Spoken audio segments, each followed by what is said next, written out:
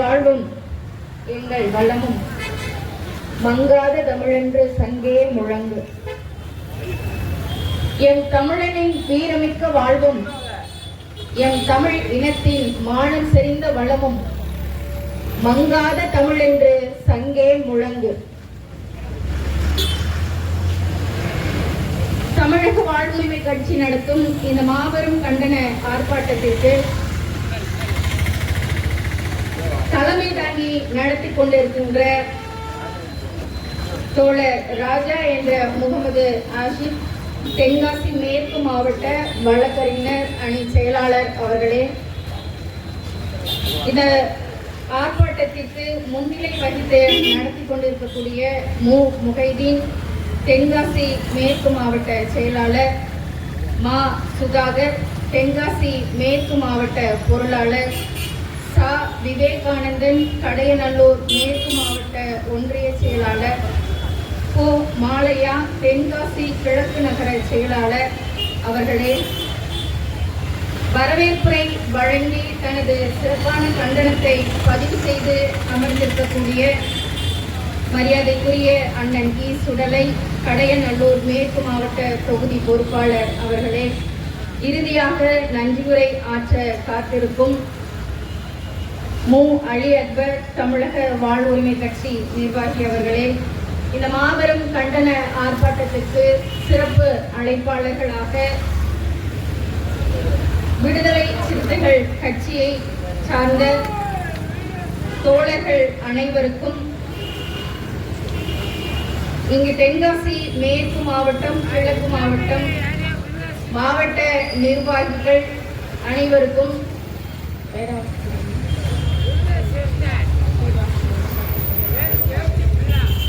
கடையநல்லூர் தொகுதி ஒன்றியம், நகரம், பேரூர் கழக பொறுப்பாளர்கள் அனைவருக்கும், மகளிர் அணி பொறுப்பாளர்களாக காட்டுராணி, முத்துலட்சுமி, பேச்சியம்மாள், ராமலட்சுமி, முருகம்மாள், கவிதா, ஏ ஆமினா ஆகிய என்னுடைய பெண் தோழமைகளுக்கும்,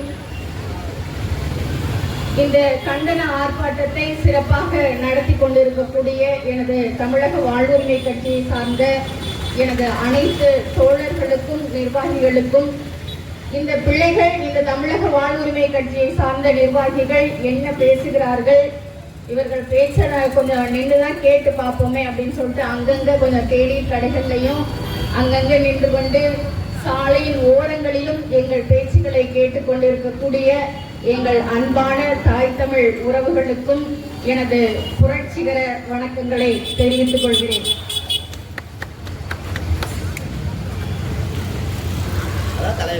பொங்கல் கொண்டாடி முடிஞ்சாச்சு. 3000 ரூபாய் கடையில கொடுத்தாங்க, வாங்கியாச்சு. பொங்கல் கொண்டாடி முடிச்சாச்சு. 3000 ரூபாய் போன போக்கு தெரியலையப்பா. உடை எடுத்தமா, இல்ல வீட்டு செலவுக்கு பண்ணமா, இல்ல மதுபான கடையில போச்சா, இல்ல திரையரங்குகள்ல போச்சா? இந்த 3000 அடுத்த வருஷம் நமக்கு தருவாங்களா, இல்ல கிடைக்குமா கிடைக்காதா, இல்ல இந்த 3000 ரூபாய்க்கு விசுவாசத்தோட அடுத்த முறையும் திமுகவுக்கு வாக்கு செலுத்துவதா வேண்டாமா, இல்ல இப்ப மறுபடி நம்ம அதிமுகவை சேர்ந்த ஐயா எடப்பாடி பழனிசாமி அவர்கள் மாதத்திற்கு நான் 1000 ரூபாய் மகளிருக்கு தரமாட்டேன், மாதத்திற்கு அதை 2000 ரூபாயாக மாற்றி தருகிறேன் என்று தன்னுடைய தேர்தல் வாக்குறுதியாக தந்திருக்கிறார். அந்த எடப்பாடி பழனிசாமிக்கு நம்முடைய வாக்குகளை செலுத்தலாமா வேண்டாமா? பெண்களுக்கு மட்டும் அது என்ன ஓசி பெறுது? அவங்க மட்டும் என்ன இலவசமா பயணிக்கிறது? ஆண்களும் நீங்கள் இலவசமாக பயணித்து விட்டு செல்லுங்கள் என்று அதையும் தேர்தல் வாக்குறுதியாக எடப்பாடி பழனிசாமி அவர்கள் அறிவித்திருக்கிறார்கள். அதனால் ஆண்கள் கூட்டமும் ஒருவேளை எடப்பாடி பழனிசாமிக்கு நாம் வாக்கு செலுத்தலாமா வேண்டாமா? இந்த நிலையில் நம்முடைய இளைஞர்கள், ஆகா எங்க தலை வந்துருச்சு, எங்க தளபதி வந்துட்டாரு, எங்க விஜய் வந்துட்டாரு, அவர்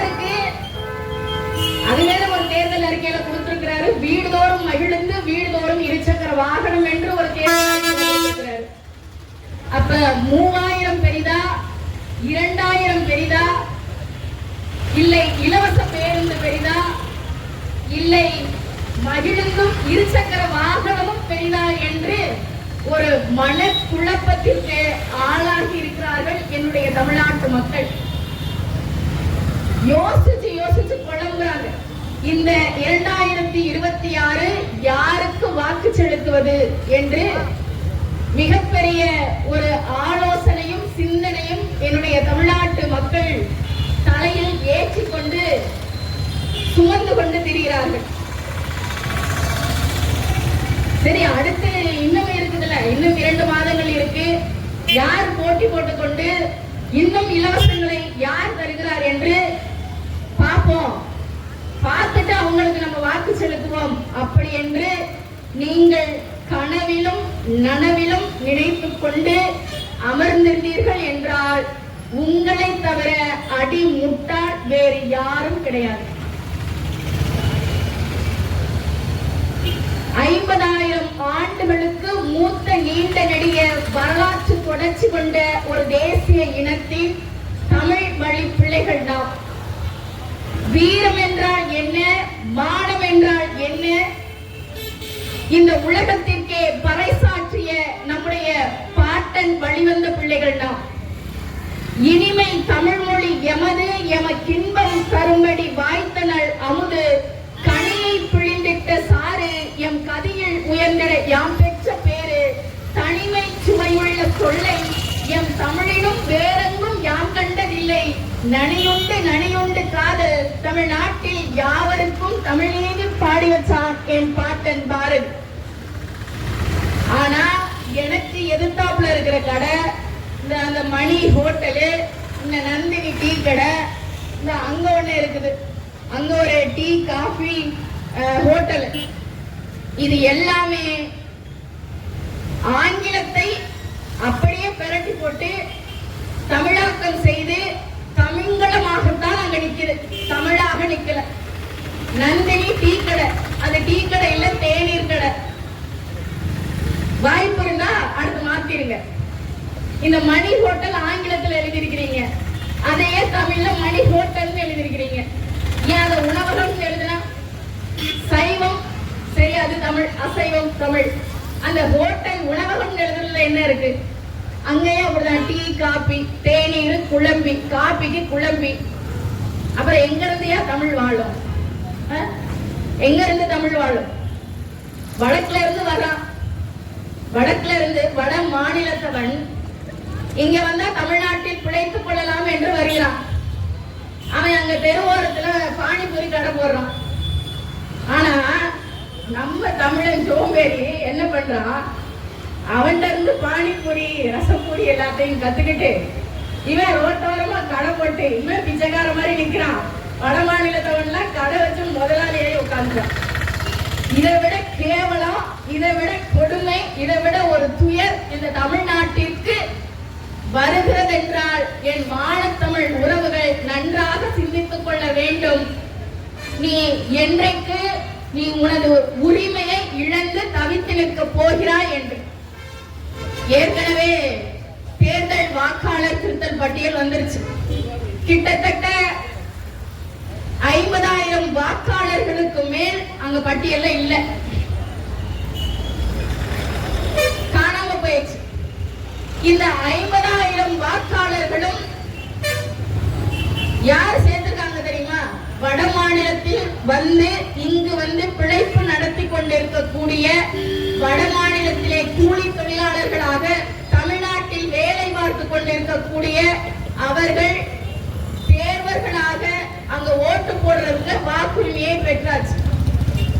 அப்ப இங்க இருக்கிற கிட்டத்தட்ட 1 கோடிக்கும் அதிகமாக இங்கே வட மாநிலத்தவர்கள் வந்து தங்கி வேலை பார்க்கிறார்கள் என்று ஆய்வறிக்கை சொல்லியாச்சு. இந்த 1 கோடி வட மாநிலத்தவர்களுக்கும் வாக்குரிமை போகும் என்றால் தமிழன் இந்த நாட்டில் எப்படி ஈழத்தில் என்னுடைய தொப்புள் கொடி உறவுகள் அனாதைகளாக, அகதிகளாக, ஏதிலிகளாக, நாடற்று வீடற்று இன்று எங்கெங்கோ பரந்த தேசத்தில் வாழ்ந்து கொண்டிருக்கிறார்களோ அடையாளமற்று, அதே போல இந்த தமிழ்நாட்டில் வாழக்கூடிய தமிழனுக்கும் உனக்கென்று ஒரு தமிழ்நாடு இல்லாது, உனக்கென்று ஒரு நாடு இல்லாது, உனக்கென்று ஒரு தேசம் இல்லாது, நீ அனாதையாக, அகதிகளாக, ஏதிலிகளாக மாற்றப்பட்டு நீங்களும் பஞ்ச பராரிகளாக வேறு மாநிலங்களுக்கும் வேறு நாடுகளுக்கும் சென்று பிழைக்கக்கூடிய ஒரு நாட்கள் வெகு தூரத்தில் இல்லை. நல்லா தெரிஞ்சுக்கிறீங்க. நான் நேற்று இரவு பயணித்து இன்று காலை வந்து கொண்டிருக்கிறேன். இந்த தென்காசி மாவட்டத்தை சுற்றி, அது வாசுதேவநல்லூர் சட்டமன்ற தொகுதியாக இருக்கட்டும், கடையநல்லூர் சட்டமன்ற தொகுதியாக இருக்கட்டும், இந்த தென்காசி முழுவதும் பறந்து விரிந்து பூஞ்சோலையாக கிடக்கிறது இந்த விவசாய நிலம். இந்த விவசாய நிலங்களை நாம் பண்படுத்தி பாதுகாத்து நம்முடைய விவசாயிகளை போற்றி மதித்தாலே இந்த நாடு ஒரு மிகப்பெரிய வளம் கொழித்த நாடாக திகழும். உழுதுண்டு வாழ்வாரே வாழ்வார், மற்றவர் எல்லாம் தொழுதுண்டு பின் செல்பவர், சுழன்றும் ஏற்பின்னது உலகம், அதனால் உழந்தும் உழவே தலை என்கிறது திருக்குறள் மறை. உழவுக்கும் தொழிலுக்கும் வந்தனை செய்வோம், வீணில் உண்டுகளின் திருப்போரை நிந்தனை செய்வோம் என்று என் பாட்டன் பாரதி அன்றே பாடினார். காவிரி தென்பெண்ணை பாலாறு தமிழ் கண்டதொரு வையை பொருளை நதி என மேவிய பல ஆறு ஓட திருமேனி செழித்த தமிழ்நாடு என்று என் பாட்டன் பாரதி அன்றே பாடி உவகை கொண்டார்.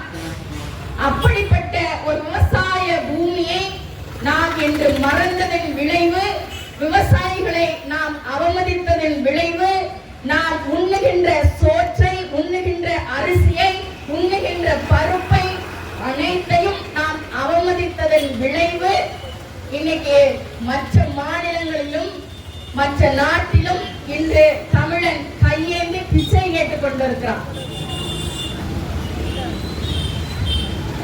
உழுதவன் கணக்கு பார்த்தா உலக்கு கூட மிஞ்சாதுன்னு சொல்லுவாங்க. இதுவரை 1 லட்சம் விவசாயி தற்கொலை செய்து மாண்டு போயிருக்கிறார் ஆய்வறிக்கை சொல்லுது. அந்த 1 லட்சம் விவசாயி தற்கொலைக்கும் யார் காரணம்?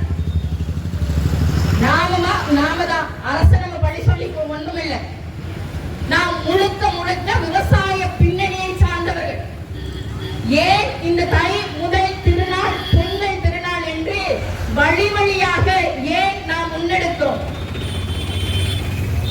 இது தமிழருடைய திருநாள், இது தமிழர் பெருநாள், இது பொங்கல் திருநாள் என்று ஏன் கொண்டாடி மகிழ்ந்தோம்? இந்த நிலத்திற்கும் பூமிக்கும் அதை விளைவிக்கும் சூரியனுக்கும் அனைத்திற்கும் நம் வழிபட வேண்டிய ஒரு நாள். அந்த நாளாக இன்று மட்டுமல்ல, நம்முடைய மூதாதையர் வழி வழியாக தோன்றலில் நாம் கொண்டு வந்திருக்கிறோம். அதுதான் தமிழருடைய பண்பாடு, அதுதான் தமிழருடைய நாகரிகம், அதுதான் தமிழருடைய கலாச்சாரம். இன்னைக்கு ஒரு மிகப்பெரிய ஒரு நாள். என்ன நாள்? தை அமாவாசைன்னு சொல்றாங்க. அந்த தை அமாவாசை ஏன் தமிழர்கள் மிக சிறப்பாக அதை முன்னெடுக்கிறார்கள் என்றால், தன்னுடைய மூதாதையர்களுக்கு, தன்னுடைய குடும்பத்தில் இறந்து போனவர்களுக்கு அவர்களை குல தெய்வமாக வழிபடுகின்ற ஒரு வழக்கம் தமிழர் பண்பாட்டில் எப்படி வந்தது? ஏனென்றால் முன் தோன்றலில் நாம் நடுகள் முறையை வழிபட்டோம். முன்னோர்களுக்கு நடுகள் நட்டி அவர்களை ஒரு குல தெய்வமாக வழிபட்டு வந்தோம். அதனால் தோன்றி வழி தோன்றலில் இன்று நாம் தை அமாவாசையை நம்முடைய வீட்டில் இறந்தவர்களுடைய நினைவாக வழி வழியாக நாம் அதை நினைவாக நாம் போற்றி மகிழ்கின்றோம். அப்படிப்பட்ட ஒரு தமிழன் இன்று அனைத்தையும் இழந்து இன்னைக்கு கேலி கூத்தாகி சிரிப்பாகி நாம நின்றுகிட்டு இருக்கோம். இந்த தென்காசி மாவட்டத்துல ஏறத்தாழ எத்தனை மணமகள் மன்றம் இருக்கு எனக்குன்னு தெரியல. ஆனா தொடர்ச்சியாக மணமகள் மன்றங்கள் உருவாக்கப்படுகிறது. மணமகள் மன்றங்கள் எல்லா இடத்திலும், அதுவும் என்னுடைய இளைஞர்களையும் இளம் பெண்களையும் குறிவைத்து திறக்கப்படுகிறது என்ற தகவல் மிகவும் வேதனை அளிக்கிறது. இதை அரசுக்கு நாங்கள் நாங்கள் வலிந்து ஒரு மிக கோரிக்கையாக வைக்கிறோம். வேற வழி இல்ல, உங்ககிட்ட நாங்க கோரிக்கையா தான் வைக்க முடியும். ஏனென்றால் நாங்கள் கூட்டணி தர்மத்தை மதிக்கிறோம். எங்கள் அண்ணன் கூட்டணி தர்மத்தை மதித்தாலும் இந்த நாட்டினுடைய முதலமைச்சரே தவறை செய்தாலும் அதை சுட்டிக்காட்டுகின்ற திராணியும் தெம்பும் உடைய ஒரே ஒரு தலைவன் எங்கள் அண்ணன் வேல்முருகன் அவர்கள் மட்டும்தான். இன்று வரை எங்களை எவ்வளவுதான் நீங்க ஏளனமா பேசுங்க, எவ்வளவு விமர்சனங்கள் பண்ணுங்க, ஒரே ஒரு சீட்டை வாங்கி கொண்டு நீங்க என்னத்தை புடிங்கிற முடியும், நீங்க எந்த ஆணியை புடிங்கிற முடியும், நீங்க என்ன செஞ்சிட முடியும் அப்படின்னு பல விமர்சனங்கள். அந்த விமர்சனங்களை எல்லாம் கடந்து வந்த ஒரு தலைவன். சட்டமன்றத்துல எத்தனை எம்எல்ஏ தெரியுமா? சட்டமன்றத்துல 234 எம்எல்ஏ. அந்த 234 எம்எல்ஏலும் -1 பண்ணிருங்க, எங்க அண்ணனை தவிர்த்துருங்க. 233 புடுங்காத ஆணையும் ஒரே ஒரு ஆணை புடுங்கிருக்குன்னா அது எங்க அண்ணன் வேல்முருகன் மட்டும்தான். சட்டமன்றத்தில் அவர் நிறைவேற்றாத தீர்மானங்கள் அல்ல, எத்தனை எத்தனை தீர்மானங்களை இந்த நாட்டிற்காக, இந்த மக்களுக்காக, இந்த தமிழ் மண்ணுக்காக, இந்த மொழிக்காக எத்தனையோ இடங்களில் பாடுபட்டு கொண்டிருக்கிறார். இன்று இளைஞர்கள், பட்டதாரிகள், நாங்கள் என்ஜினியரிங் படிச்சுட்டோம், நாங்க பொறியியல் கல்லூரி முடிச்சுட்டோம் அப்படின்னு காலரை தூக்கி விட்டு நெஞ்ச நிமித்திட்டு நடக்கிறியே, அதற்கு வேறு யாரும் காரணம் அல்ல. அதற்கு காரணம், மூல காரணம் எங்கள் அண்ணன் வேல்முருகன் மட்டும்தான். அன்றே கலைஞர் ஆட்சியில் சட்டமன்றத்திலே பேசி மாவட்டம் தோறும் ஒரு பொறியியல் கல்லூரி கொண்டு வர வேண்டும் கலைஞர் அவர்களே என்று சட்டமன்றத்தில் ஓங்கி உழைத்த குரல் எங்கள் அண்ணன் வேல்முருகன் அவர்களின் குரல் மட்டும்தான். மாவட்டம் தோறும் ஒரு பொறியியல் கல்லூரி, மாவட்டம் தோறும் ஒரு மருத்துவ கல்லூரி கொண்டு வந்தது யார் என்றால் அது எங்கள் அண்ணன் வேல்முருகன் சட்டமன்றத்தில் எழுப்பிய ஒரே ஒரு குரல். 233 எம்எல்ஏவும் செய்யாத ஒரு குரல். எங்கள் அண்ணன் வேல்முருகனின் குரலுக்கு அடிபணிந்து இந்த மாவட்டம் தோறும் பொறியியல் கல்லூரியும் மாவட்டம் தோறும் மருத்துவ கல்லூரியும் இருக்கிறது என்றால் அதற்கு எங்கள் அண்ணன் மட்டும்தான் காரணம். ஏன்னா இங்க உள்ள யாருக்கும் தெரியாதுல்ல, தெரிஞ்சுக்கணும்ல. அதுக்காகத்தான் நான் இன்னைக்கு பேச வந்திருக்கேன். என் பேச்ச கேட்டுட்டு நாளைக்கு ஒருத்தர் இல்ல, ஒரே ஒருத்தர் கூட என்னுடைய தமிழக வாழ்வுரிமை கட்சியில இணைஞ்சிட்டா கூட அது எங்களுடைய தமிழக வாழ்வுரிமை கட்சிக்கு கிடைத்த வெற்றியாக தான் நாங்கள் கருதுகிறோம். அதனால ஆங்காங்க நிக்கிறவங்க முழுவதும் எங்கள் அண்ணன் செய்த செயல்களை, எங்கள் அண்ணன் இந்த நாட்டு மக்களுக்கு செய்த செயல்களை நான் சொல்றேன், நின்னு கேட்டுக்கிறீங்க. அதுவும் இந்த திமுக ஐயா ஸ்டாலின் அவர்கள் ஆட்சியில மறுபடியும் சட்டமன்றத்திலே போராடி மாவட்டம் தோறும் ஒரு அரசு கலை கல்லூரி வேண்டும் என்று போராடி அதையும் மாவட்டம் தோறும் ஒரு அரசு கலை கல்லூரியாக இன்று செயல்பட்டுக் கொண்டிருக்கிறது என்றால் அதற்கும் அந்த ஒற்றை குறைந்தார் எங்கள் அண்ணன் வேல்முருகன் மட்டும்தான். இதை நல்லா தெரிஞ்சுக்கணும். இந்த மருத்துவக் கல்லூரி மாணவர்கள் இருக்காங்க பாத்தீங்களா, இந்த மருத்துவக் கல்லூரி மாணவர்கள் நீட் தேர்வு எழுதுவதற்காக எங்கு சென்றீங்க, எங்கு போனீங்க? பீகார் மாநிலத்திற்கும் ஆந்திர மாநிலத்திற்கும் உத்தரப்பிரதேசத்திற்கும் இப்படியாக பல மாநிலங்களுக்காக என்னுடைய மருத்துவக் கல்லூரி படிக்கக்கூடிய மாணவர்களை நீட் தேர்வு என்று அவர்களை மாற்றி மாற்றி மாநிலமாக மாநிலமாக மாநிலம் விட்டு அவர்களை அலைக்கழித்தார்கள். எங்க அண்ணன் என்ன செஞ்சார் தெரியுமா? நீட் தேர்வு வினாத்தாளை எல்லாம் தூக்கிட்டு போயிட்டு மகிழ்ந்துகளை வச்சுட்டு கொண்டு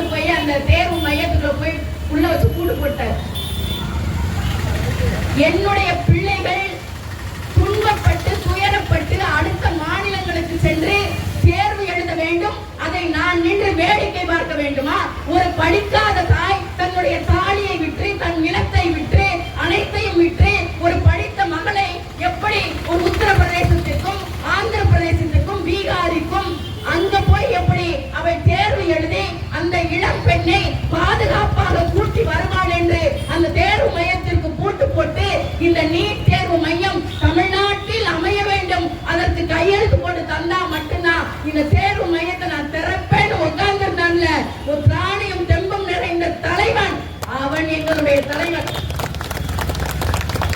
அப்படிப்பட்ட தலைவனை நான் இன்று கொண்டாடுவதில், உங்களிடத்தில் கொண்டு சேர்ப்பதில் நான் பெருமை அடைகிறேன்.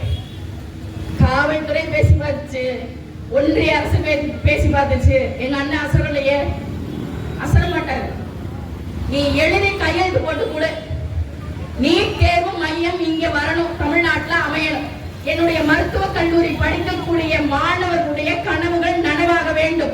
அவர்களை நீங்கள் அலைக்கழிப்பதை நிறுத்த வேண்டும் என்று எழுதி கையெழுத்து போட்டு தந்தா மட்டும்தான் நான் இந்த இடத்தை விட்டு நகர்வேன், இந்த பூட்டை திறப்பேன்னு சொல்லி நின்றான் பாரு, அவன் ஆம்பளை, அவன் தலைவன்.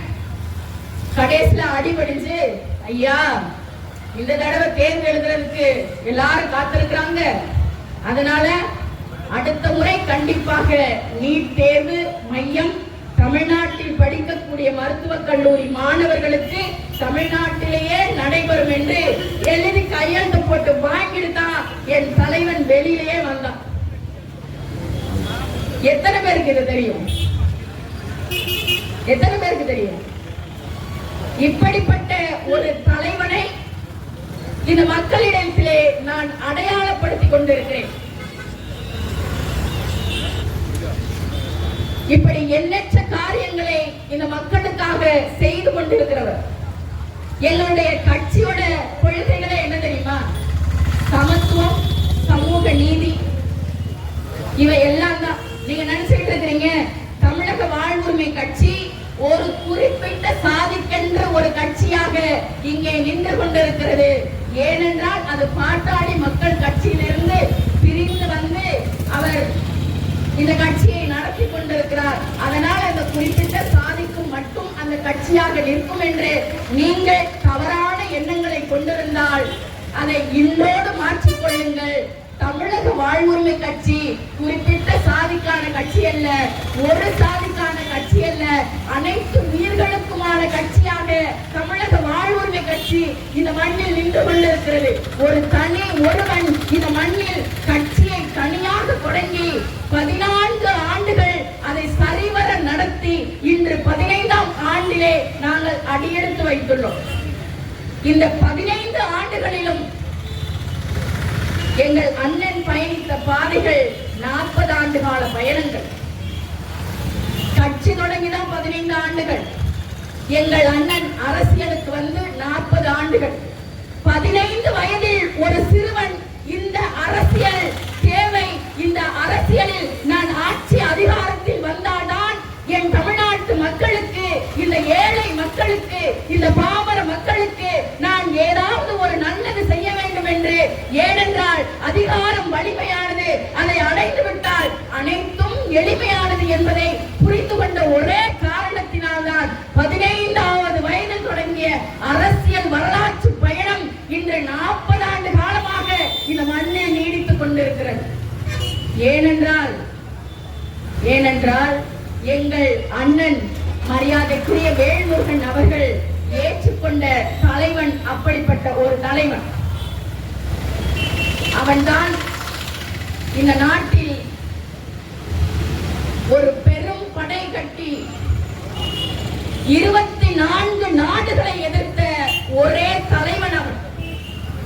ஈழத்திலே தன்னுடைய கட்டுப்பாட்டில் ஒரு மிகப்பெரிய அரசாங்கத்தை கட்டமைத்த ஒரு பேராசான் அவன். எல்லாவற்றிற்கும், இந்த எல்லா மக்களுக்கும், இந்த தமிழ் மக்களுக்கும் போற்றி புகழுகின்ற ஒரு தமிழ் தேசிய தலைவனாக விளங்கிய என்னுயிர் தலைவன் மேதகுவே பிரபாகரன் அவர்களை தலைவனாக ஏற்றுக்கொண்ட தலைவன் அவன்.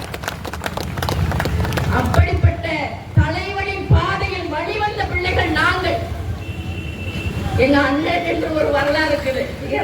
எங்க அண்ணன் வந்து பல மேடைகளிலேயே பேசியிருக்காரு. நான் முந்திரி காட்டும் மகன். வாய்ப்பு இருந்தா நின்று கேட்டுக்கொண்டிருக்கக்கூடிய மக்கள், வேல்முருகன் டிவி வந்து முகநூல்ல இருக்கும். எங்க அண்ணனுடைய முகநூல் ஐடி வேல்முருகன் டி. போய் பாருங்க, எங்க அண்ணன் எத்தனை போராட்டங்கள் இந்த மண்ணில் இந்த மக்களுக்காக நடத்தி இருக்கிறார் என்று உங்களுக்கு தெரிய வரும். எங்கள் அண்ணன் ஆயுதம் தூக்கி போராடியவர். ஆயுதம் சரிப்பட்டு வராது,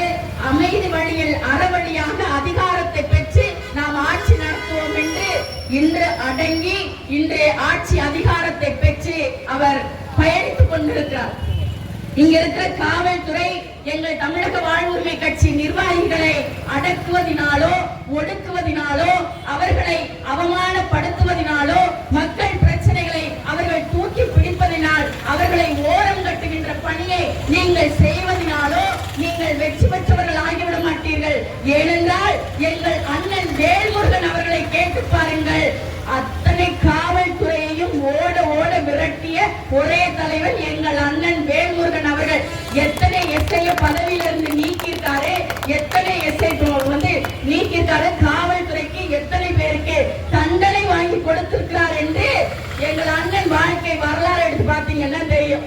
அதனால சும்மா அசால்ட்டா நின்றுட்டு தமிழக வாழ்வுரிமை கட்சியை வாங்க நீங்களா அப்படின்னு ஒரு ஏழரை பார்வை பார்க்கறதுல இனிமே வச்சுக்க கூடாது. தென்காசியில இது இனிமே அது நடக்க கூடாது. அப்படி நடந்துச்சுன்னா அடுத்த முறை நான் பேச மாட்டேன், எங்க அண்ணன் வேல்முருகன் வந்து நின்று பேசிக்கிட்டு இருப்பாரு. அதை ஞாபகத்தில் வச்சுக்கோங்க. பல முறை இப்படி பல வேலைகளை செய்துதான் சிறுக சிறுக அடி வாங்கி அவமானப்பட்டு இப்பேற்பட்ட மிகப்பெரிய களத்தில் நின்று கொண்டிருக்கிறோம். இன்னைக்கு தென்காசி மாவட்டத்துல எதற்காக இந்த கண்டன ஆர்ப்பாட்டம் நடைபெறுது? ஒரு 10 அம்ச கோரிக்கைகளை முன்வைத்து நடைபெறுது. இந்த 10 அம்ச கோரிக்கைகளும் யாராலும் புறந்தொள்ளி ஒதுக்க முடியாத 10 அம்ச கோரிக்கைகள். முதல் அம்ச கோரிக்கையை கேளுங்களேன். ஈழத்தமிழர் பிரச்சனை தான். இந்த ஈழத்தமிழர் பிரச்சனைக்கு இதுவரை நாங்கள் ஈழத்தமிழர்களுக்காக போராடுகின்றோம், ஈழத்தமிழர்களை வைத்துதான் நாங்கள் கட்சி தொடங்கினோம் என்று மார்கட்டி பெருமை பீச்சிக் கொண்ட கட்சிகள் எல்லாம் இன்று ஓய்ந்து ஒடுங்கி போய்விட்டது. ஆனால் என்னுயிர் தலைவன் எங்கள் அண்ணன் வேல்முருகன் அவர்கள் மட்டும்தான் ஈழத்தில் நடந்தது இனப்படுகொலை, அவர்களுக்கு நீதி வேண்டும், அவர்களுக்கென்று ஒரு தனி நாடு அமைய வேண்டும், ஒரு தனித்தமிழ் நாடு நாங்கள் பெற்றுத்தர வேண்டும், அங்குள்ள என்னுடைய தொப்புள் கொடி உறவுகள் அவர்களுடைய நிலங்களை அவர்களுடைய உறவுகளை சந்தித்து அவர்கள் நிம்மதியாக வாழ வேண்டும் என்று இன்று வரை குரல் கொடுத்துக் கொண்டிருக்கின்ற சட்டமன்றத்திலும் சரி, ஐநாவிலும் சரி, ஜெனீவாவிலும் சரி, எல்லாவற்றிலும் குரல் கொடுத்துக் கொண்டிருக்கிற எங்கள் தலைவன் எங்கள் அண்ணன் வேல்முருகன் அவர்கள் மட்டும்தான். ஈழத்தில் எத்தனை கொடுமைகள் நடந்துச்சு. 1,75,000 எனது தொப்புள் கொடி உறவுகள் கொன்றொழிக்கப்பட்டார்கள்.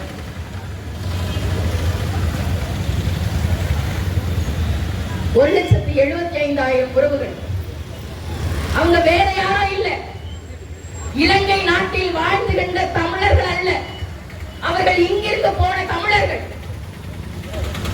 முன்னை பணம் குமரியே முதல் தமிழர் வீடு மூழ்கியதால் எஞ்சிய ஈழம் தமிழ் நாடு என்று எதற்கு சொல்றாங்க? மூழ்கியதால் பிரிஞ்சு போனதுதான் நம்முடைய அந்த தமிழ்நாடு, இலங்கை தமிழ்நாடு, ஈழம் தமிழ்நாடு. அப்படிப்பட்ட நம்முடைய தொப்புள் கொடி உறவுகள் சிங்கள அரசால், அந்த இலங்கை அரசால் அவர்களுடைய கொடுமைக்கும் அவர்களுடைய துரோகத்திற்கும் ஆட்பட்டு எத்தனை துன்பங்களை, எத்தனை சித்திரவதைகளை அனுபவித்து மாண்டு போனார்கள் என்று உங்களுக்கு தெரியுமா? பச்சை குழந்தைய சுடுதார்ல முக்கி கொண்டா, பச்சை குழந்தைய, பச்சிளம் குழந்தைய யாராலும் கற்பனை செய்து கொள்ள முடியாத அளவிற்கு அங்கே கொடூரம் நிகழ்த்தப்பட்டது. தாயின் வயிற்றில் இருந்த குழந்தையை கையில எடுத்து அதை போட்டு மிதிச்சான், நசுக்கினான். இங்கே ஒரு தமிழ் குழந்தை கூட உயிரோடு இருக்கக்கூடாது என்று என்னுடைய தமிழச்சிகளை எல்லாம் கற்பழிச்சு கொண்டான். செத்தாலும் ஒரு தமிழச்சி கூட கற்போடு சாகக்கூடாது என்று செத்த பிணங்களை கூட புணர்ந்தான். இதெல்லாம் வெளியில சொல்றதுக்கு வெட்கப்படணும். தமிழச்சிகளுடைய மார்பை வெட்டி அதை சணலில் கட்டி அங்கே கடைகளில் தொங்கவிட்டு இங்கே தமிழச்சியின் மார்பு கறி கிடைக்கும் என்று எள்ளி நகையாடினான் சிங்கள பேரினவாதம். அப்படிப்பட்ட ஒரு கொடூரத்தை பார்த்து வளர்ந்த ஒரு இனம்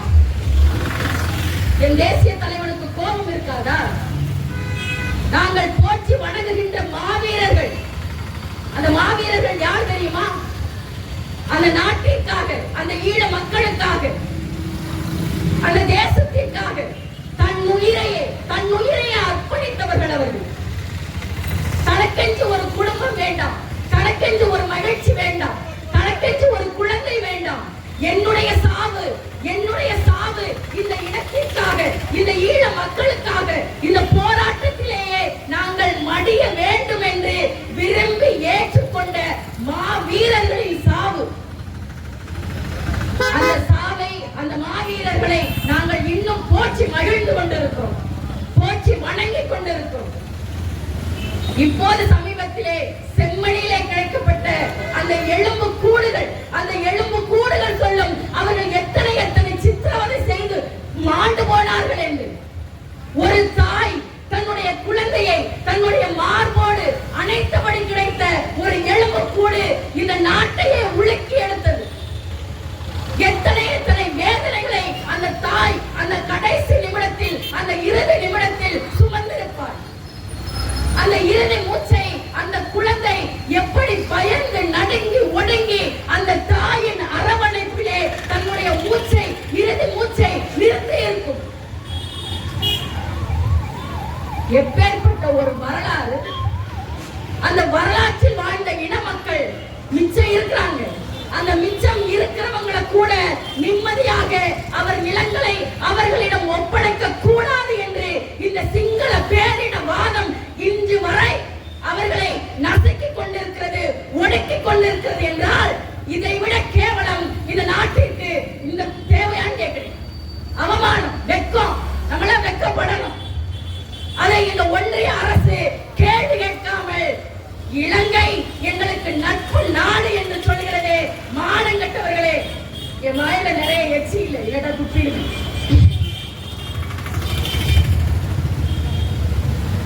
எத்தனை சாவுகள், எத்தனை அப்படி கண்கூட நாங்க பார்த்துக்கிட்டு வலியோடும் வேதனையோடும் நிற்கிறோம். இதுவரை இந்த ஒன்றிய அரசு மௌனம் காத்துக் கொண்டிருக்கிறது.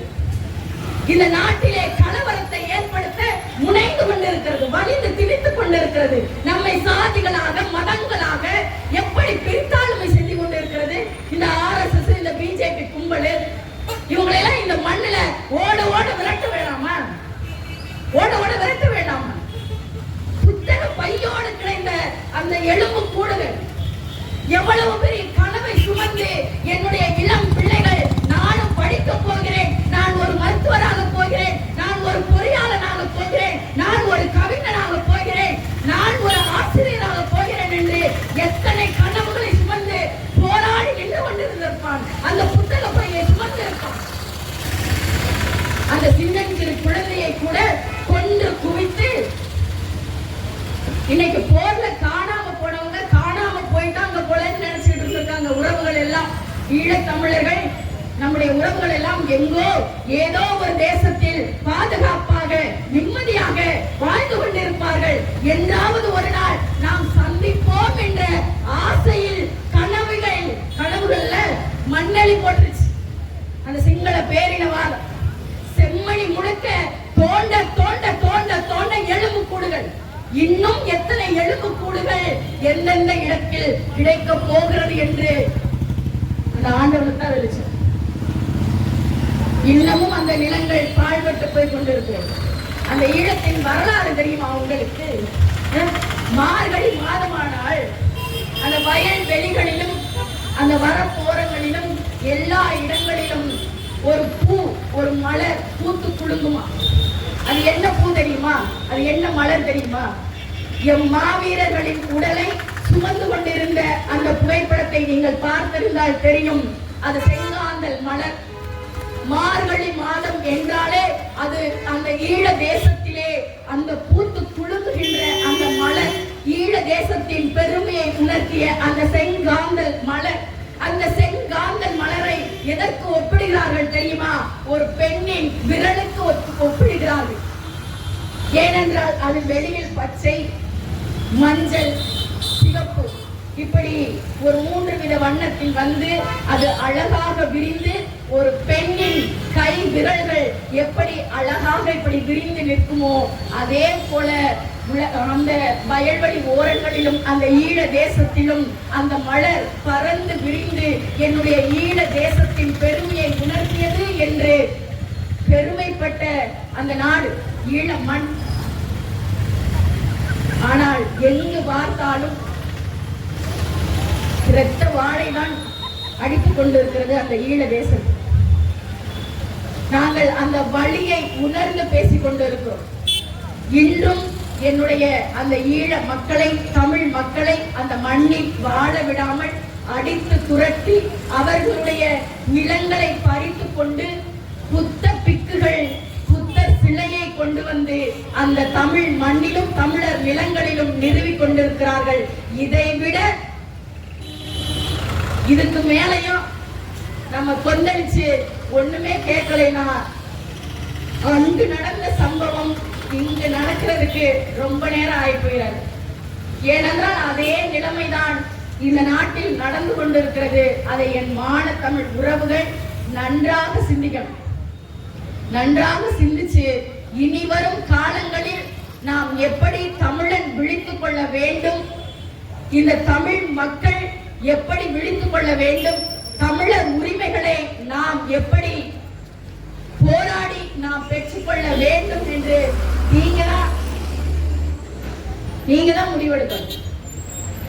ஏனென்றால் போராடாம எதுவுமே சாத்தியம் கிடையாது. ஓடாத மானும் போராடாத இனமும் வாழ்ந்ததாக சரித்திரம் இல்லைன்னு சொல்றாங்க. சரித்திரம் இல்லை. போராடாம நீ செத்து போயிட்டீனா இன்னைக்கு இருக்கிற கொஞ்ச நஞ்ச உன்னுடைய நிலங்களும் அடுத்த தலைமுறைக்கு உங்களால கடத்த முடியாது. இப்பமே இருக்கிறது எல்லாமே நஞ்சோட தான் இருக்கு. உணவெல்லாம் நஞ்சோடு தான் இருக்கிறது. விவசாய நிலங்கள் கிடையாது. நிலங்கள் எல்லாம் பாழ்பட்டு போச்சு. இந்த நிலங்கள் எல்லாம், இந்த விவசாய நிலங்கள் எல்லாம் உங்களிடமிருந்து கைவிட்டு போனதற்கான காரணம் தனியாருக்கு எல்லாவற்றையும் தாரை வாய்ப்பு கொடுத்ததின் விளைவு. என்எல்சி நிறுவனமாக இருக்கட்டும், அது சிப்காட் நிறுவனங்களாக இருக்கட்டும், ஹைட்ரோ கார்பன் திட்டம், மீத்தேன் எரிகாற்று திட்டம், நியூட்ரினோ திட்டம், கெயில்குழாய் பதிப்பு திட்டம், இப்படி பல கண்டாந்திர கரும திட்டங்களை எல்லாம் இந்த மண்ணில் கொண்டு வந்தான். அதுவும் இந்த மண்ணில சும்மா கொண்டுட்டு வரல. விவசாய நிலங்களை பறிப்பதற்காகவே, விவசாய நிலங்களுக்கூடாகவே இந்த திட்டம் எல்லாம் அமைஞ்சது. உங்களுக்கு தெரியுமா, பக்கத்துல தேனி, அந்த தேனியில பெரிய மலை இருக்கு. அந்த மலையை குடைந்து, அந்த குடையில அதுக்குள்ள அந்த துகள்ல நியூட்ரினோ துகள்கள் கடந்து வரும். அந்த துகள்களை ஆய்வு செய்வதுதான் நியூட்ரினோ திட்டம்.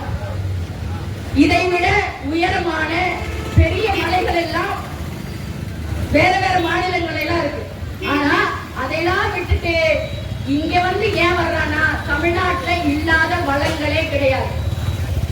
எல்லா வளங்களும் இன்று தனியாருக்கு இருக்கு. எல்லா துறைகளும் தனியார்கிட்ட போயிடுச்சு. அன்னை வந்து ஒரு இது சொன்னாங்க, இந்த குளிர்சாதன பேருந்துகள்லாம் நம்முடைய மதுரைக்கும் இங்க தென்காசி மாவட்டத்திற்கும், தென்காசில இருந்து திருநெல்வேலிக்கும் குளிர்சாதன பேருந்துகள் இருந்தது. இப்போது வந்து அது ரத்து செய்யப்பட்டது. அதை மீண்டும் வந்து துவக்க வேண்டும் என்று சொன்னாங்க. இவங்க துவக்கிட்டா அப்புறம் தனியார் பேருந்துலாம் ஊத்தி மூடிட்டு போயிரும்ல. வாங்குறவன் கேட்பான்ல, என்னையா உன்னோட சொல்லு, உனக்காம கரெக்டா நாங்க தான் சரியா கமிஷன் கொடுத்துறோம்ல, நீ ஏன் அதை இயக்குறேன்னு சொல்லி அரசிட்ட வந்து கேள்வி கேட்டுருவோம்ல. இதுக்கு வெட்கம் இல்லாம ஒரு போக்குவரத்து துறை அமைச்சர், ஒரு சுகாதாரத்துறை அமைச்சர், வேதனை சொல்லப்போனா ரொம்ப வேதனை. இப்ப இருக்கிற அரசு மருத்துவமனைகள்லாம் அப்படிதான் இருக்கு. சொல்ல முடியாத வேதனையில தான் இருக்கு. இவங்க சொன்ன மாதிரி சரியான மருத்துவர்கள் கிடையாது. அவர்கள் சரியான நேரத்திற்கு வருவதும் கிடையாது. சரியான மருத்துவ சிகிச்சையும் மக்களுக்கு அளிப்பது கிடையாது. நீண்ட நேரம் மக்களை வரிசையில் காத்திருக்க செய்வது, செவிலியர்கள் அவர்களை அவமதிப்பது, அவமான குறைவாக பேசுவது. ஏழை எளிய மக்கள் தான் அந்த அரசு மருத்துவமனைகளில் சிகிச்சை பெறுவதற்காக வரும். ஏன்னா நம்மகிட்ட தான் இப்ப கொஞ்சம் கையில காசு இருக்குல்ல, நாங்க எதுக்கு அரசு மருத்துவமனைக்கு போறோம்? நாங்க தான் தனியாருக்கு போயிடுவோம்ல. என்னட்ட இருக்குன்னு நான் தனியாருக்கு போறேன். இல்லாதவன் போ, உனக்கு தேவையானதை அங்க வாங்கிக்க, அவன் என்ன கொடுக்குறானோ அதை வாங்கிக்க அப்படின்னு நம்ம போயிடும். பார்த்தீங்களா? அங்க நடக்கிற அந்த குறைகளை நாம் தட்டி கேட்க தயங்கியதன் விளைவு எல்லா அரசு நிறுவனங்களும் சரி, எல்லா அரசு துறைகளும் சரி இன்று தனியாருக்கு தாரை வார்த்து கொடுக்கப்பட்டு விட்டது. அதனாலதான் இங்க அரசு எதுவுமே சரியா செயல்படுறது இல்லை. நானுமே நிறைய பார்த்திருக்கேன். மாத்திரைகள் கொடுத்தா என்ன செய்வாங்க தெரியுமா? இந்த காய்ச்சல் மாத்திரை இருந்தா இது காலையில மதியம், இந்த இரவு 3 வேளையும் போட்டு, இந்த இது காலையில நைட்டு, இருந்தா இது காலை மட்டும் போடு, இது இரவு மட்டும் போடு. படிக்காத பாமர மக்களுக்கு, ஒரு வயதான தாத்தா பாட்டிக்கு, இல்ல ஒரு சிறுவனுக்கு இதெல்லாம் எப்படி புரியும்? மாத்திரைய மாட்டி போட்டு அவனுக்கு ஏதாவது ஆயிடுச்சுன்னா அந்த உயிரை உங்களால் திருப்பி ஈடுகட்ட இயலுமா என்ற ஒரு கேள்வியை நான் முன்வைக்கிறேன். அங்க போனா கழிவறைகள் சரியாக சுத்தமாக இருக்கிறது இல்லை. அதை முறையாக ஆள போட்டு அந்த கழிவறையை சுத்தமாக செய்வதில்லை. அப்படியே ஒரு ஆள் போட்டிருந்தாலும் அவங்களுக்கு சம்பளம் பத்தாதான், கிம்பளமும் வேணுமா? வர்றவனே அரசு மருத்துவமனைக்கு வர்றவனே ஏழை பால, அவன் மருத்துவ சிகிச்சைக்காக வர்றான். அவன் இருந்து நீ 5-10 புடுங்கி உன் வயிறை வளர்க்கிறேன்னா நீ எவ்வளவு பெரிய கேடு கட்ட ஜென்மமா இருப்ப? இந்த கேள்வியை நான் முன்வைக்கிறேன். இனிமே அப்படி ஒரு நிகழ்வு நடக்குமானால் இதை நாங்க கோரிக்கைகளாக, ஒரு கண்டனமாக இங்க நாங்க பதிவு செஞ்சுட்டு இருக்கோம். ஆனா அடுத்த முறை வீதியில இறங்கி அரசு மருத்துவமனைகள் முன்பு போராடும்படி எங்களை வைத்துக் கொள்ளாதீர்கள். ஏனென்றால் நாங்கள் எதற்கும் தயாராக இருக்கும் தமிழக வாழ்வுரிமை கட்சி. எங்க அண்ணன்ட்ட ஒரு வார்த்தை சொல்லிட்டா போதும், எங்க அண்ணன் ஒரு கண் அசைச்சிட்டா போதும், போடா போய் இறங்கி போராடுறான்னா போய் உட்காந்துருவோம். அப்புறம் நீங்க ஆனாலும் ஆகாது, ஊனாலும் ஆகாது. புரியுதா? இத அரசு மருத்துவமனைகள் வேலை பார்க்கறீங்கன்னா செவிலியர்கள், மருத்துவர்கள் நல்லா தெரிஞ்சுக்கிறீங்க. உரிய நேரத்திற்கு அரசு மருத்துவமனைக்கு போயிருங்க. செவிலியர்கள் முறையாக என்னுடைய வர்ற ஏழை மக்களை அவமானப்படுத்தாமல் அவர்களை ஒழுங்காக மரியாதையோடு நடத்த வேண்டும். வயசானவர்களுக்கு என்ன தெரியும்? நானே பல அரசு மருத்துவமனைகள்ல பார்த்திருக்கேன். அவர்களை சீர்ந்தா போ அப்படிங்கிறது. யார் அது? உனக்கு என்ன தங்கச்சியா? நீ படிச்சு செவிலியர் ஆயிட்டா, நீ படிச்சு மருத்துவர் ஆயிட்டா, உன்னை மருத்துவராக்கியதும் உன்னை செவிலியராக்கியதும் அந்த வயதான வாய்ந்த என்று உனக்கு புரியாம போறதுதான் இங்க பேர் அவலமா நிக்குது. அதனால அரசு மருத்துவமனைகள் இதை கவனத்தில் எடுத்துக்கொண்டு அதையும் மாத்திருங்க. முக்கியமா இங்க தென்காசி மாவட்டத்துல இருந்து என்னிட்ட 2 கோரிக்கை வச்சாங்க. என்னன்னா, நம்மளுடைய திருநெல்வேலி தென்காசி சுற்றுவட்டார பகுதியில் இருந்து இது நான் அரசுக்கு கோரிக்கையாக, இந்த நாட்டை ஆளக்கூடிய ஐயா முதலமைச்சர் அவர்களுக்கு நான் இதை கோரிக்கையாக முன்வைக்கிறேன். இந்த பாலைவனத்துல வேலை பார்க்கறதுக்கு நம்முடைய திருநெல்வேலி தென்காசி மாவட்டத்தில இருந்து இந்த சாலை அமைக்கிற பணிக்கு, இந்த மின் கம்பம் அதை தூக்கி நிறுத்துற பணிக்கு, அப்புறம் டவர் அமைக்கிற பணிக்கு, இந்த 2 மாவட்டங்களிலும் சுற்றியுள்ள பகுதிகளில் இருந்து நம்ம 60க்கும் மேற்பட்ட தமிழர்கள் அங்கே சென்று வேலை பார்த்து கொண்டிருக்கிறார்கள். அங்கு வேலை பார்க்கும் பொழுது அங்க மாலி நாட்டில் தீவிரவாதிகள் தாக்குதலில் நம்முடைய 5 தமிழர்கள் துப்பாக்கி முனையில் இன்று பிணை கைதிகளாக 2 மாதத்திற்கும் மேலாக அங்கே அவதிப்பட்டுக் கொண்டிருக்கிறார்கள். அவர்கள் தானே 2 வீடியோக்கள் பேசி வெளியிட்டு, நாங்கள் இந்த மாதிரி பிணை கைதிகளாக நாங்கள் மாட்டிக்கொண்டோம், எங்களை விடுவிப்பதற்கு நீங்கள் உறவுகளிடம் சொல்லி, அங்க யார் பெரியவர்களோ சொல்லி அரசிற்கு இதை ஒரு கோரிக்கையாக வைத்து எங்களை விடுதலை செய்யுமாறு, எங்களை விடுவிக்குமாறு, எங்களை தாய்நாட்டிற்கு திரும்ப அழைத்து வருமாறு உங்களை வேண்டி விரும்பி கேட்கிறோம் சொல்லி வீடியோல கெஞ்சி கூத்தாடி வீடியோ போட்டோம். அதை இங்குள்ள எம்எல்ஏக்களுக்கும் எம்பிக்களுடைய கவனத்திற்கு கொண்டு சென்றும் இதுவரை இன்று வரை அந்த தமிழர்களை 5 தமிழர்களை விடுவிப்பதற்கு அரசு எந்த ஒரு நடவடிக்கையும் எடுக்காமல் இருப்பது மனதிற்கு மிகுந்த மனவேதனையையும் வலியையும் அளிக்கிறது. இன்னைக்கு அந்த 5 தமிழர்களுடைய குடும்பங்கள் இந்த மண்ணில் தன்னுடைய வாழ்வாதாரத்தை, தன்னுடைய பொருளாதாரத்தை இழந்து தவித்துக் கொண்டிருக்கிறார்கள்.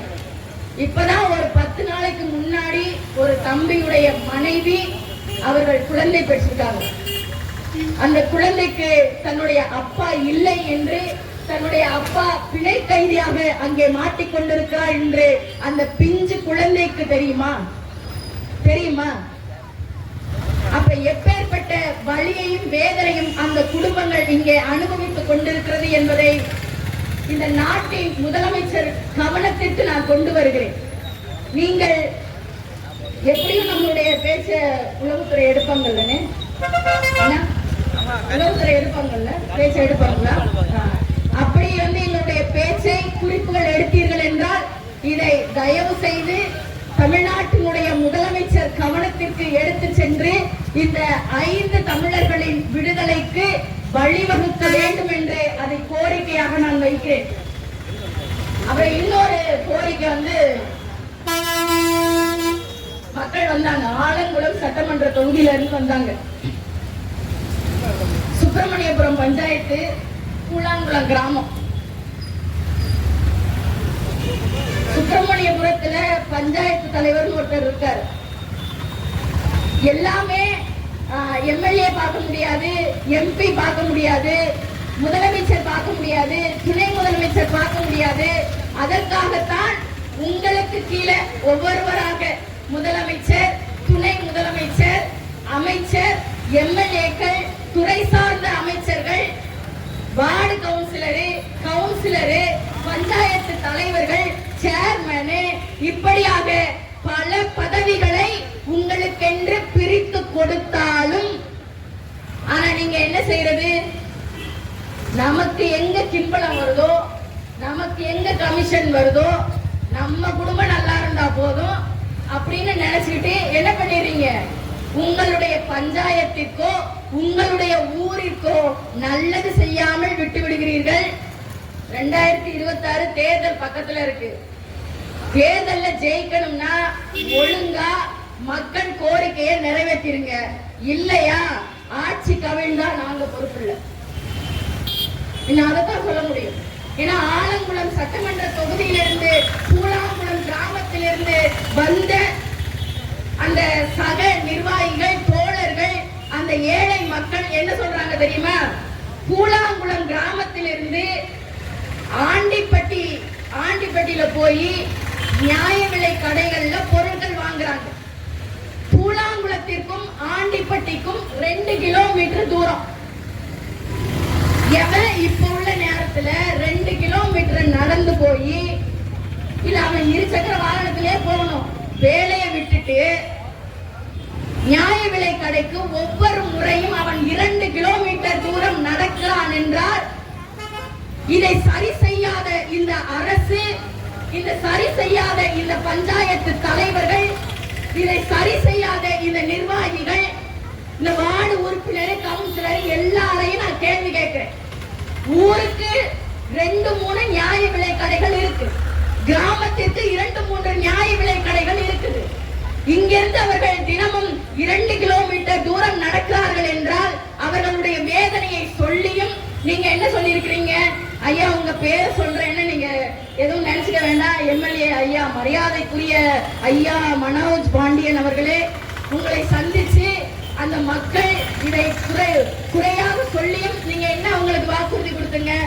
சரி, நீங்க 2 கிலோமீட்டர் தூரம் நடக்கிறீங்களா, அதனால சரி ஒண்ணும் பண்ண முடியாது, சரி நீங்களே ஒரு இடத்தை தேர்வு செய்து உங்கள் ஊரில் ஒரு நியாய விலை கடையை ஏற்பாடு செய்யுங்கள், பொருட்களை பிரித்து தந்து அதை ஒரு நியாய விலைக்கடையாக உங்கள் ஊருக்கே அமைத்து தருகிறேன் என்ற வாக்குறுதியையும் கொடுத்தீர்கள். கொடுத்தீங்களா இல்லையா? கொடுத்தீங்க. அவர்கள் வாடகைக்கு எடுக்கல நியாய விலைக்கடைய.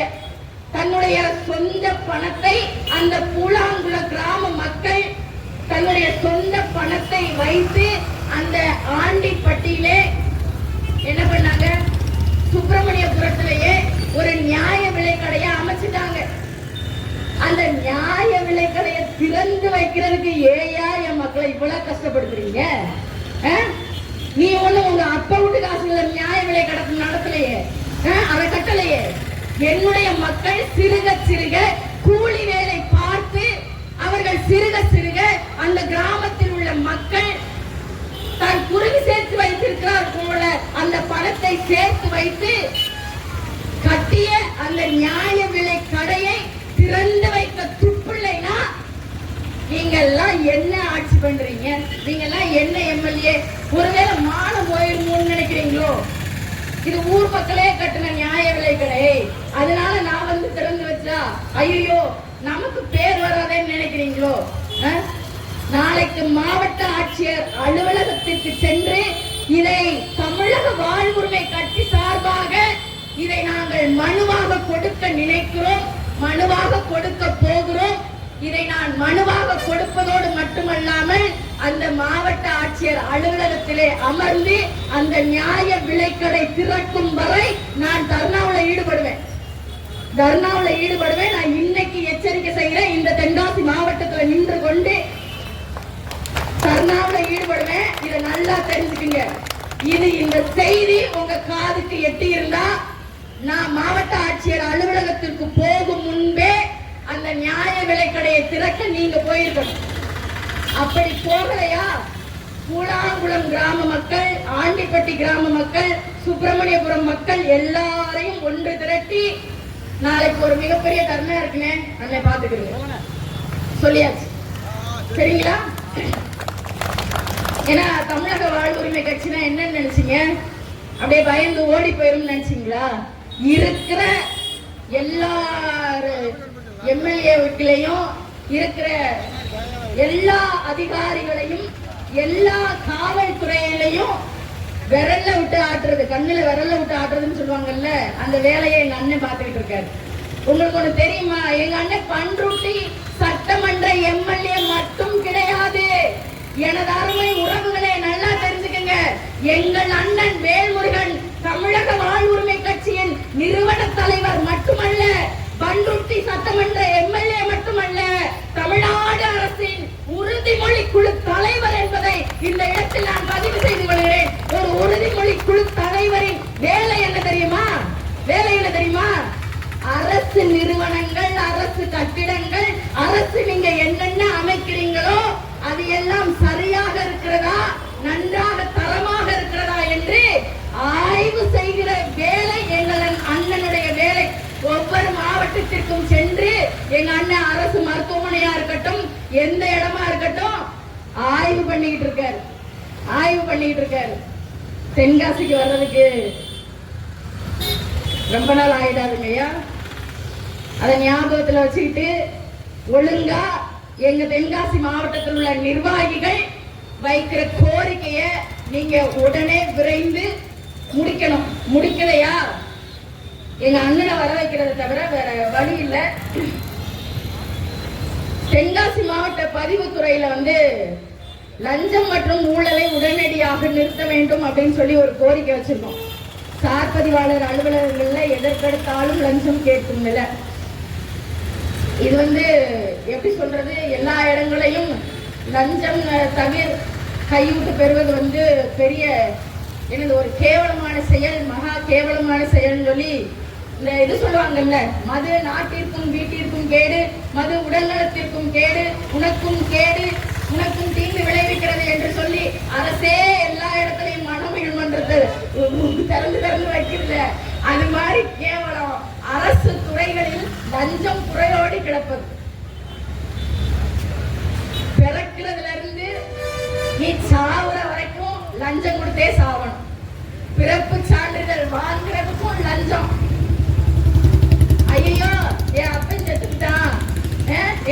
செத்துட்டா, ஐயா அடிபட்டு செத்துருச்சு, ஐயா சீக்கிரம் வேணுங்கய்யா, சீக்கிரம் வேணுமா, சீக்கிரம் வேணுமா, அப்ப அப்படியே கொஞ்சம் சீக்கிரம் வெட்டுறது. ஐயாவுக்கு அப்படி சைட்ல கொடுத்து இப்படி பையில கொடுத்தா உடனே வந்து எல்லாம் நடந்து முடிஞ்சிடும். இதை விட கேவலம் வேற எங்கேயாவது இருக்கா? இல்ல அந்த லஞ்ச பணத்தை வாங்கி நீங்கள் உண்டு கொழுப்பது அது அந்த வயித்தை வளர்த்துருமா?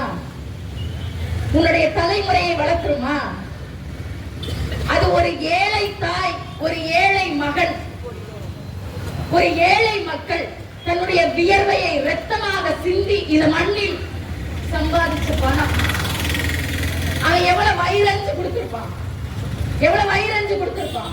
உடனே சொல்லுவீங்கல்ல, நாங்களா கேட்கிறோம், அவங்களா தானே கொடுக்குறாங்க அப்படின்பீங்க. என் மானம் கெட்டவங்களா, நீ கேட்கறதுனால தானே கொடுக்குறான், காரியம் நடக்கும், வேற வழி இல்ல அப்படின்னு கொடுக்குறான். அதுலயும் அவனை அடிச்சு புடுங்கிறது எப்படி? 1000 கொடு, 2000 கொடு.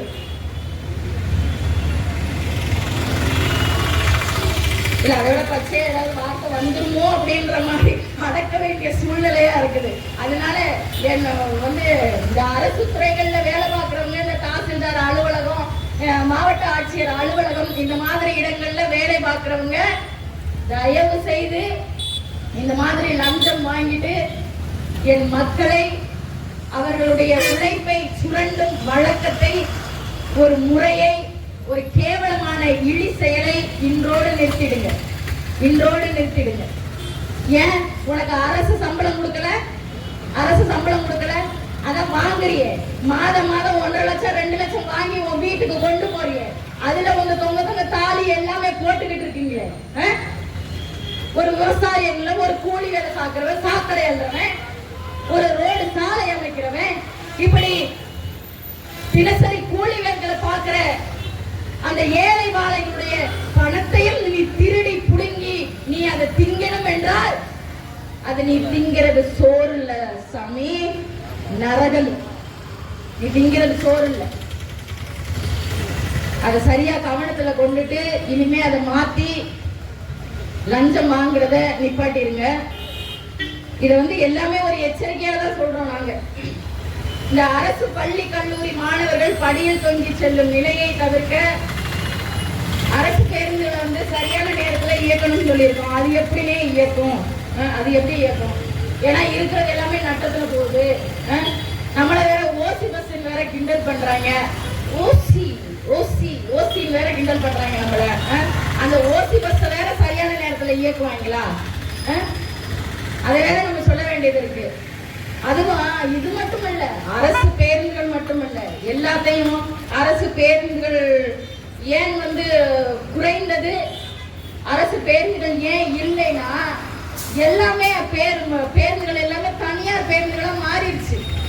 இப்ப பாருங்களேன், இந்த இப்ப சமீபத்துல தென்காசியில தான் நான் கேள்விப்பட்டேன். ஒரு தனியார் பேருந்து போய் வேகமாக மோதி உயிரிழப்பு ஏற்பட்டது என்று இங்க நான் கேள்விப்பட்டேன். ஏன்னா எல்லா இடத்திலுமே இந்த தனியார் பேருந்துகள், இந்த கிராமங்களுக்கு சென்று வர பேருந்துகள் இப்படி இயங்கிக் கொண்டிருக்கிறது. இதற்கு யார் அனுமதி கொடுத்தது? எப்படியும் வந்து இங்க உள்ள எம்எல்ஏல இருந்து, எம்பில இருந்து, அதுக்கப்புறம் எல்லா வாங்கி கமிஷன் கொடுத்து எல்லாமே முறையா அனுமதி பெற்றுதானே செஞ்சிருப்பாங்க. இது அப்பவுமே நம்ம கேள்வி கேட்கல. இந்த தனியார் பேருந்துகள் என்ன செய்யறாங்க தெரியுமா? அதிகமா ஒரு பாட்டை சத்தமா வச்சுக்கிட்டு அதிவேகமாக அந்த பயணத்தை, அதாவது இந்த அரசு பேருந்துல போனா எல்லா இடத்துலயும் நிப்பாட்டி போமா, இது கொஞ்சம் சீக்கிரமா போகுமே, கொஞ்சம் நம்ம நேரத்தோட போகலாமே அப்படின்னு சொல்லி எண்ணி இந்த தனியார் பேருந்துல என் மக்கள் ஏறினாங்க பாருங்க. அன்னைக்கு அவனுக்கு பிடிச்சிச்சு ஜென்ம சனி. அதுவும் வந்து நல்லா எப்படி காதுக்கு இனிமையாக பாடல்கள் அப்படியே போட்டுக்கிட்டே போவாங்க. கொஞ்சம் மாலையா இருந்தா ஒரு இதமான பாடல்கள், அதுவும் அந்த கல்லூரி பிள்ளைகள் ஏறிடுச்சுன்னா அதுக்கு ஒரு பாடல், இரவானா கொஞ்சம் வேகமா இயக்கணும்னா அதுக்கு வந்து டம்மு டும்முன்னு ஒரு கும்மாங்குத்து சாங்கு. இப்படி போட்டு இயக்குறதுனால என்னுடைய அந்த இளையம் தலைப்புற பிள்ளைகள் என்ன பண்ணிட்டாங்க, அந்த இளைஞர்கள், கல்லூரி படிக்கக்கூடிய பெண்கள் இதற்காகவே என்ன செய்வாங்க, அந்த தனியார் பேருந்துல ஏறுறது. அவன் வந்து அந்த டிரைவர்ல இருந்து அந்த ஓட்டுநரு நடத்துனரு இது எல்லாமே அந்த பிள்ளைங்களை வந்து கிண்டல் பண்றது, கேலி செய்யறது, இது ஒரு கேவலமான கலாச்சார சீரழிவுக்கு இட்டு செல்லுது இந்த பேருந்து. ஆனா அதை நம்ம சொன்னோம்னா அதை அரசு கவனத்திலேயே வாங்கிக்கிறாரு. அரசு பேருந்துகளை எல்லாம் குறைத்து என்ன பள்ளியில படிக்கக்கூடிய மாணவர்கள், கல்லூரி மாணவர்களை எல்லாம் படியில தொங்க விட்டு, இதை விட ஒரு கேவலமான இழிநிலை இந்த மக்களுக்கு இனிமே வந்துடவே கூடாது. அப்படிப்பட்ட ஒரு நிலை உங்களுக்கு வர வேண்டும் என்று வரக்கூடாது அப்படின்னு நீங்க நினைச்சீங்கன்னா உங்களுக்கான உரிமையை நீங்களே போராடி பெற்றுக்கொள்ள வேண்டிய ஒரு தருணத்தில், ஒரு கட்டாயத்தில் இருக்கிறீர்கள். அதே மாதிரிதான் நாளைக்கு மக்கள் குறை தீர்ப்பு மனுக்கள் நாங்க சொன்ன மாதிரி மாவட்ட ஆட்சியரிடம் வந்து எதுக்கு வந்து மக்கள் குறை தீர்க்கும் நாள்னு ஒண்ணு தனியா அரசு வைக்குது. அதாவது அவங்க தொகுதியில, அவங்க பகுதியில, அவங்க கிராமத்துல, அவங்க பஞ்சாயத்துல, அவங்க மாவட்டத்துல என்னென்ன பிரச்சனைகள் இருக்குதோ, என்னென்ன குறைகள் இருக்குதோ அதையெல்லாம் கேட்டு அதை மாவட்ட ஆட்சியரிடம் ஒரு மனுவாக கொடுத்து அதை கூட நீங்க வந்து வாசிச்சு மக்களுடைய குறையை தீர்க்க உங்களுக்கு துப்பில்லைன்னா அந்த படிப்பை எதுக்கு படிக்கிறீங்க? தயவு செய்து படிக்காதீங்க, மூடிட்டு போயிருங்க. எதுக்கு படிக்கிறீங்க? நான் ஐஏஎஸ் அப்படின்னு பெருமை பீத்திக்கிறவா? ஐஏஎஸ்லாம் இருக்கிறதெல்லாம் நம்ம தமிழ்நாட்டில் உள்ள தமிழ் பேசுறவனா? அதுவும் கிடையாது. எல்லாம் வந்து ஹிந்தி மொழி பேசுறவன், அவங்கதான் எல்லாரும் உட்கார்ந்துட்டு இருக்காங்க. அதை விட ஒரு கேவலமான ஒரு இழிநிலை வந்து இங்கே வேண்டவே வேண்டாம். அதனால மக்கள் கொடுக்கிற குறை தீர்க்கும் மனுக்களுக்கு நீங்கள் உரிய முறையில் இந்த மாவட்ட ஆட்சியர் அலுவலகம் பதிலளிக்க வேண்டும். மாவட்ட ஆட்சியர் அதை வந்து கவனத்தில் எடுத்துக்கொண்டு அந்த மக்களுக்கான தீர்வை வழங்க வேண்டும் என்று இந்த கண்டன ஆர்ப்பாட்டத்தின் வாயிலாக கேட்டுக்கொள்கிறோம். எங்க மக்கள் மனுக்கள் கொடுத்த உடனே அந்த மனுக்களை தூக்கி இந்த குப்பையில வீசுறது, இந்த சாக்கடையில வீசுறது, இந்த மாதிரி வந்து நிகழ்வுகள்லாம் வைத்துக் கொள்ள கூடாது. ஏன்னா நாளைக்கே நாங்க ஒரு குறை தீர்க்கும் மனு நாள்னால குறை தீர்க்கும் அந்த மனுவை தான் நாங்க கொடுக்க வர்றோம். எப்படி நீங்க வந்து நடவடிக்கை எடுக்காம போயிருவீங்கன்னு நாங்க நாளைக்கு பார்க்க தான் போறோம். இந்த தென்காசி மாவட்டத்துல ரொம்ப அதிகமா கொலை கொள்ளை சம்பவம் அதிகரித்து வருது.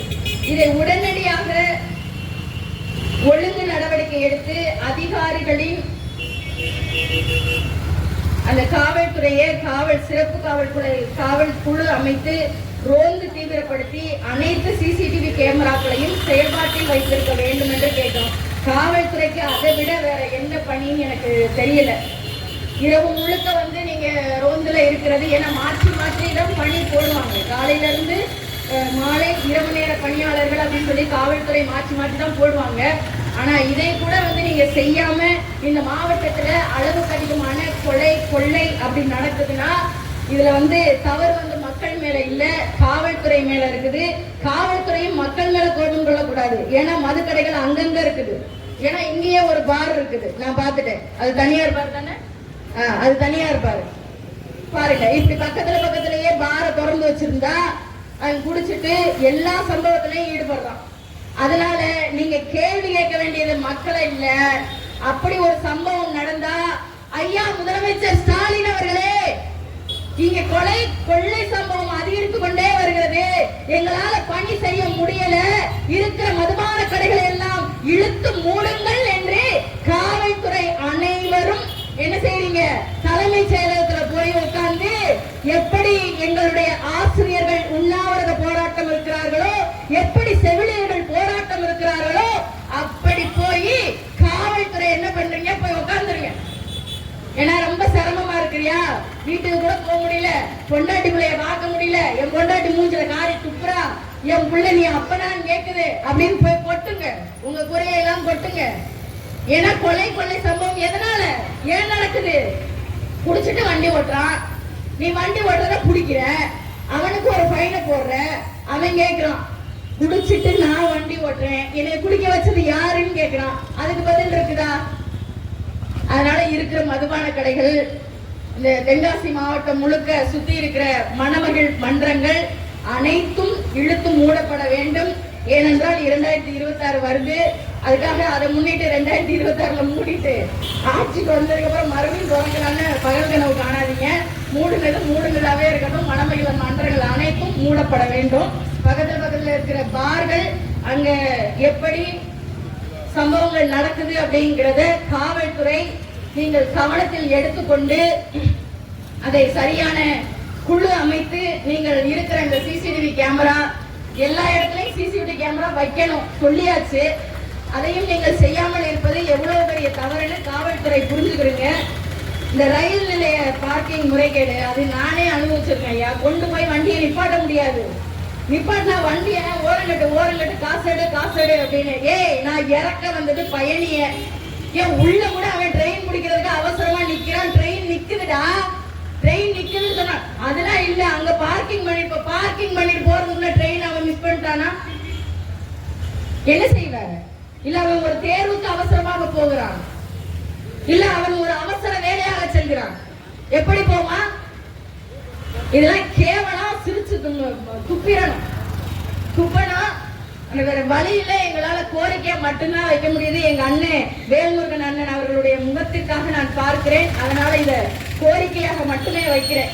ரயில் நிலையங்களில் பயணிகளை இறக்குவதற்கே கட்டணம் வசூலிக்கும் பார்க்கிங் சென்டர் முறைகேடுகளை உடனடியாக நிறுத்தி சம்பந்தப்பட்டவர்கள் மீது கடும் நடவடிக்கை எடுக்க வேண்டும். அப்படி உடனே சொல்லுவாங்கல்ல, நம்ம ரயில்வே துறை நமக்கு வராது, தமிழ்நாடு அரசுக்கு ஒன்றிய அரசுக்கு வரும் சொல்லுவாங்கல்ல. ஐயா மோடிஜி கேக்குதாஜி நீங்க அதை கொஞ்சம் பாத்துருங்க ஜி. இல்லைன்னா ஏற்கனவே நீங்க இந்த தமிழ்நாட்டுல ஆட்டத்துக்குள்ளே வரல. நீங்க எந்த அண்ணாமலையை போட்டாலும் சரி, எடப்பாடி பழனிசாமியை கூட்டு நாடகம் ஆடினாலும் சரி, நீங்க விஜய படத்தை நிறுத்தி வாங்க கூட்டணிக்கு, அப்பதான் நம்ம ஜெயிக்க முடியும் அப்படின்னு நீங்க விஜய்க்கே நீங்க ஆட்டம் காட்டினாலும் சரி, நீங்க உங்க பாச்சா தமிழ்நாட்டுல செல்லாதியா? தமிழ்நாட்டுல செல்லாது. அதான் நான் சொல்லிட்டேன். சரிங்களா ஐயா மோடிஜி? இந்த ரயில் நிலையங்கள்ல நடக்கிற கேவலமான இந்த கூத்தை எல்லாம் உங்கள்கிட்ட அப்படியே நேரடியா ஒரு லைவா போட்டு விடுங்கய்யா. யாராவது மூணுல இருந்தா கூட போட்டு விடுங்க. ஏதாவது ஹிந்தில டப்பிங் பண்ணி அனுப்புங்க. அப்புறம் அவருக்கு புரியும். செங்கோட்டை பெரிய பிள்ளை வலசை ரயில்வே கேட்ல போக்குவரத்து நெரிசல் மற்றும் விபத்துகளை தவிர்க்க ரயில்வே மேம்பாலம் உடனடியாக அமைக்க வேண்டும். நானும் பார்த்தேன். இந்த தென்காசி மாவட்டத்துல இவ்வளவு பெரிய பிரச்சனையான்னு எனக்கு தோணுது. இதையே சுருக்கிதான் கொடுத்திருக்காங்க. 20 அம்ச கோரிக்கை எழுதினதை அது அப்படியே கொஞ்சம் கொஞ்சமா சுருக்கி 15 அம்ச கோரிக்கையா கொடுத்திருக்காங்க. ஐயா, இந்த தென்காசி மாவட்டத்துல இருக்கிற எம்எல்ஏ எங்க போனீங்க? கொஞ்சம் அப்படியே தொடர்புக்கு வாங்க. தென்காசி மாவட்டத்துல இருக்கிற மக்களோட அப்படியே அது இப்ப நடத்த மாட்டாங்கல்ல இந்த ரோடு ஷோ. 2021 ஒரு மாசத்துக்கு முன்னாடி ஐயோ தாங்கவே முடியாதுங்க. அந்த ஹோட்டல்ல என்னது சம்சா போடுவாங்க, போண்டா போடுவாங்க, டீ ஆத்துவாங்க. காய்கறி அம்மாட்ட போய் அம்மா எப்படிமா இருக்கிறீங்க அப்படிலாம் கேட்பாங்க. அதனால என் மாவட்ட மக்களே ஏமாந்துடாதீங்க. ஏமாந்துடாத சாமி, ஏமாந்து கூட ஓட்டு போட்டுறாதீங்க. இந்த குடிசாதன சேவை பேருந்து ஏற்கனவே நம்ம பேசியதுதான். இருக்கிறதெல்லாம் தனியாருக்கு கொடுத்துட்டாங்கன்னா அப்ப தனியார் கேள்வி கேட்கணும்ல. ஏடா கமிஷன் நான் கொடுக்குறேன், நீ அந்த அரசு குடிசாதன பேருந்தே இயக்குனேன்னா அப்புறம் நான் எப்படி வருமானம் பாக்குறேன்னு கேட்கும்ல. அதனால அரசு இதை கவனத்தில் எடுத்துக்கொண்டு இதையும் கோரிக்கையாகத்தான் நாங்கள் வைக்கிறோம். ஒரு 10 அம்ச கோரிக்கை, 20 அம்ச கோரிக்கை, அதை கொஞ்சம் கொஞ்சமா சுருக்கி இத்தனை அம்ச கோரிக்கைகளாக தென்காசி மாவட்டத்திலே ஒரு மிகப்பெரிய வலிமையான கோரிக்கையாக இந்த தென்காசி மாவட்ட செயலாளர் அண்ணன், நம்ம மரியாதைக்குரிய சுடலை அண்ணன், கடையநல்லூர் பொறுப்பாளர், அப்புறம் நம்ம வழக்கறிஞர், மற்ற நிர்வாகிகள் எல்லாரும் சேர்ந்து ஒரு மிகப்பெரிய மாபெரும் கண்டன ஆர்ப்பாட்டத்தை இங்கே ஆர்ப்பாட்டமாக மட்டுமே நடத்தி கொண்டிருக்கிறோம். அமைதியான வழியில் அறவழி போராட்டமாக. சரியா? அதை வேற மாதிரி போராட்டமாக நீங்கள் திசை திருப்பாமல் நாங்கள் வைத்த கோரிக்கையை நீங்கள் ஏற்றுக்கொண்டு நீங்கள் சீக்கிரமாக இந்த கோரிக்கைகள் அனைத்தையும் நீங்கள் நிறைவேற்றி தருவீர்கள் என்ற நம்பிக்கையோடு நாங்கள் உங்களிடத்திலிருந்து இன்று ஒரு அமைதி போராட்டமாகவே நாங்கள் கலைந்து செல்கிறோம். மிகப்பெரிய வலிமையான போராட்டமாக இதை நாங்கள் முன்வைத்திருக்கிறோம். இந்த தென்காசி மாவட்டத்திலே இதை வெற்றிகரமாக நடத்திய அனைத்து நிர்வாகிகளுக்கும் எனது மனமார்ந்த வாழ்த்துக்களையும் நன்றிகளையும் புரட்சி வணக்கங்களையும் நான் தெரிவித்துக் கொள்கிறேன். இனிவரும் காலங்களில் இந்த எல்லாம் மாற்றப்பட வேண்டும். எங்கள் அண்ணன் மரியாதைக்குரிய தமிழக வாழ்வுரிமை கட்சியின் நிறுவன தலைவர் எங்கள் அண்ணன் டி. வேல்முருகன் அவர்கள் உங்களுக்காகவும் உங்கள் நலனுக்காகவும் போராடி கொண்டிருக்கக்கூடிய ஒரு சிறந்த தமிழன், ஒரு சிறந்த தமிழின தலைவன். எங்கள் அண்ணனுக்கே பாணியில ஒரு ரெண்டு வார்த்தைகள் இருக்கு. ஏன்னா அவர் உங்களில் ஒருவனாக, உங்களுக்காகவே ஒருவனாக இன்று வரை களத்திலே நின்று போராடி கொண்டிருக்கிறவர். 40 ஆண்டு காலமாக 15வது அகவையில் தொடங்கிய தன்னுடைய போராட்ட வரலாறு இன்று வரை 40 ஆண்டு காலம் நீண்டு கொண்டிருக்கிறது என்றால் அவர் மக்களுக்காகவே, மக்களின் நலனுக்காகவே, உங்களுக்காகவே, உங்களில் ஒருவனாகவே போராடி கொண்டிருக்கிற எங்கள் அன்பு அண்ணன், ஆரியர் அண்ணன், எங்கள் தமிழக வாழ்வுரிமை கட்சியின் நிறுவன தலைவரும் சட்டமன்ற பண்ருட்டி சட்டமன்ற உறுப்பினரும் தமிழ்நாடு உறுதிமொழி குழுவின் தலைவருமான எங்கள் அன்பு அண்ணன் டி. வேல்முருகன் அவர்கள்